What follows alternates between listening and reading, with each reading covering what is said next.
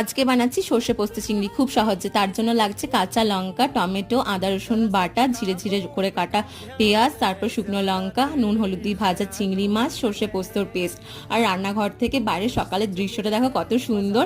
Gas on করে চুলায় বসিয়ে দিয়েছিলাম কড়াই, তারপরে দিয়ে দিয়েছিলাম সর্ষের তেল, ফোড়নে দিয়েছিলাম শুকনো লঙ্কা, অ্যাড অন করলাম কুচনো পেঁয়াজ, তারপরে অ্যাড অন করলাম একটু নাড়াচাড়া করে ডুমো ডুমো করে কাটা টমেটো, অ্যাড অন করলাম একটু নুন আর একটু জল, হলুদ দিলাম, তারপরে দিলাম চেরা কাঁচা লঙ্কা। আমি একটু ঝালটা বেশি খাই তাই ঝালটা বেশি দিয়েছি, তোমরা তোমাদের আন্দাজ মতোই দিও।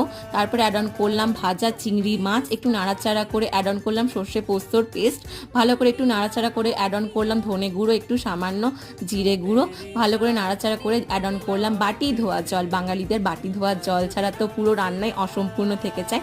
ঢাকা চাপা দিয়েই রান্না করে নেব। তারপরে যখন একটু গ্রেভিটা হয়ে আসবে তখন এটা নামিয়ে ফেলবো। আর এটা গরম গরম ভাত দিয়ে জাস্ট অপূর্ব লাগে খেতে।